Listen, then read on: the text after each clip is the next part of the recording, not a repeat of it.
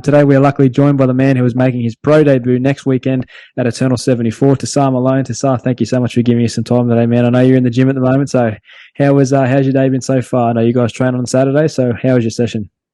Yeah, look, firstly, thank you very much, boys, for having me. No problem, from the stands, making a lot of noise and covering a lot of the Australian MMA footage. Thank you very much. Thank you. This morning's session, man, was good. High intensity, but not too much, contact in regards to risking any injuries or anything this close to the fight. But yeah, everything went smoothly. Got a session in. I'm still here now, and then looking forward to next weekend.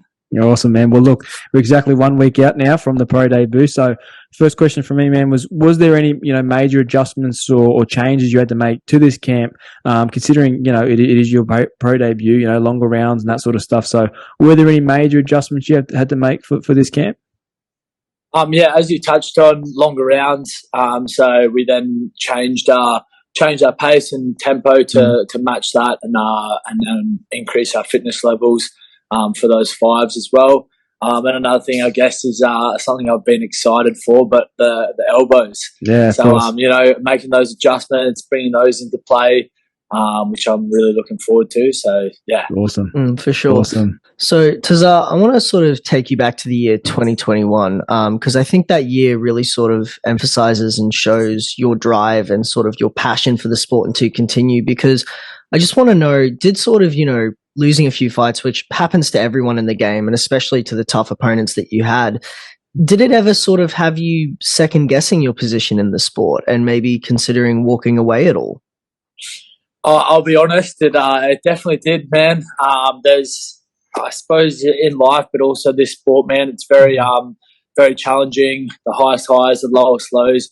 After taking 3 losses in a row, I then sort of had that little voice in the back of my head, questioning myself and doubting myself about it all. But I pushed that aside. I remained focused on my passion, my love, my dreams, and to go after and chase those.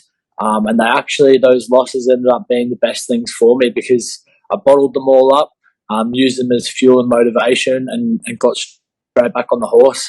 I think after that third one, there was like 2 days where I was pretty down in the dumps, I guess. And then straight away, just chucked the runners on and went for one of the hardest slogs, like running, that I've possibly done. And I wanted to, push that all aside and remind myself of who I am, that I'm never going to give up on my dreams and goals and passions, no matter how long they take. And even just that pursuit is what fulfills me. 100%. Look, Tassar, let's sort of get into the fight itself with Tom Pratt. Obviously, he's making his pro debut as well. What are your thoughts on the fight itself with Tom? What are your thoughts of him as an opponent? And lastly, what is your prediction for this fight? How does this fight finish for you?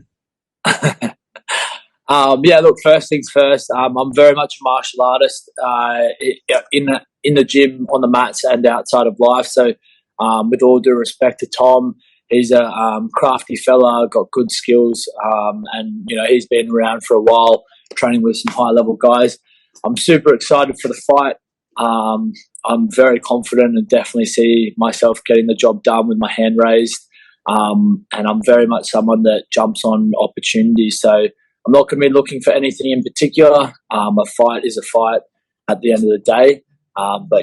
However I see whatever opportunities come in front of me, I'm going to take them and get the finish. Awesome.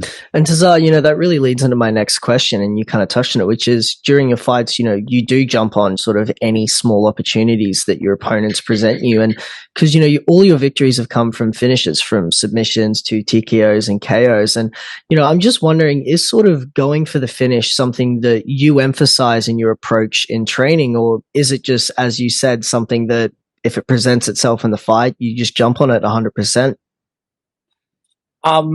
Look, with all due respect to the judges, they're there to do a job, but I don't want to leave my fate up to them. No.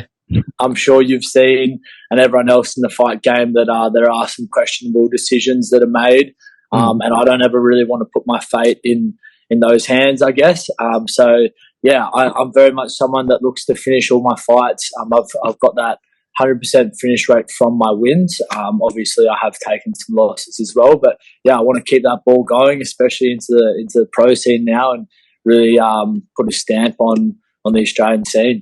Yeah, 100%. Well, look, Tassar, I know you were an active amateur MMA competitor in Australia. Now, obviously, 3 fights last year. Are you sort of looking to keep that same energy this year? And now that you're making your way into the pros, keeping that same energy and keeping your activity levels high? Or is it are you just sort of taking it one fight at approach and just assessing how each fight goes?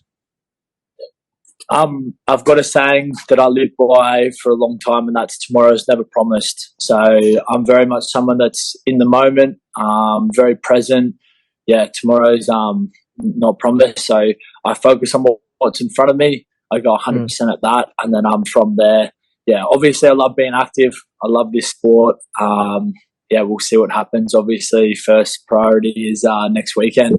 100%. For sure. So, Tassar, I wanted to know something I've noticed about, a lot of martial artists, even some that I train with, is that oftentimes they're their own worst critic. So I wanted to know, did you sort of start to feel more pressure in the gym and heading into the fight, leading into your first professional bout, or did you feel more pressure sort of as an amateur? I would say that the only pressure I used to feel would be ones like pressure that I created myself, from like thinking and giving energy to like external factors. Yep. However, I started working with not only my coaches here at CMBT, but another fella, Alex Butchis, and we discussed and started training on things to deal with environments and situations and performing under pressure. And realizing that, as I said before, it all comes from yourself. If you go in there super present, super confident, calm, cool, relaxed, you don't necessarily need to feel any of that external stuff. At the end of the day, you're there hand-to-hand, man-to-man in a combat fight situation, and the playing field's even. So, there shouldn't be anything else really going in your mind, or that pressure, weight on your shoulders, if you can train and feel that.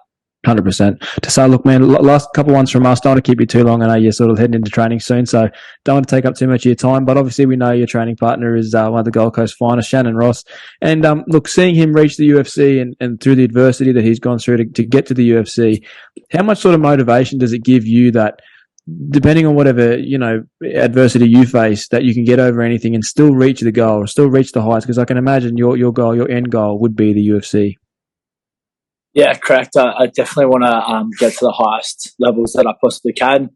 Shannon, man, he's truly a remarkable person that paved the way to show that through all the trials and tribulations and the hardest possible road, you can still do it. And a prime example to never really ever stop chasing your dreams and your goals and your passions.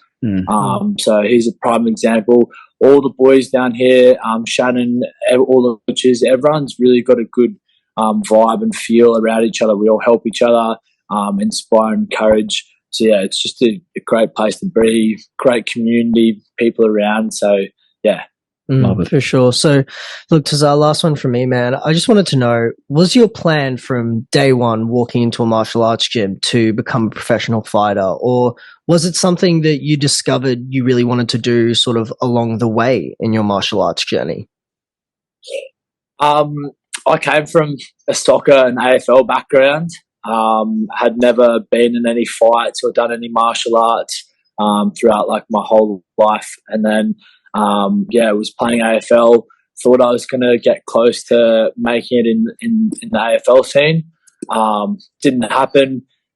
Was out one night and met this stranger who told me about MMA, and this was maybe five years ago or something, and didn't know what he was talking about.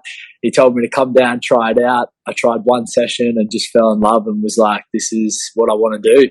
Wow.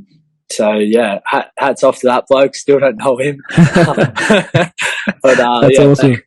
Thank you to you. Well, and man, it's just all unfolded and snowballed from there. And now here I am. Yeah, for Awesome. sure. Well, look, Tassar, man, thank you so much for joining us today, man. We really appreciate you giving us some time. All the best for your debut, man. I know that we'll both be watching, and we'd love to talk to you again in future. Thank you very much, boys. I appreciate what you do, and it was lovely chatting. No, Thanks thank you, very man. much, man. Have a good one. See you guys. Take care.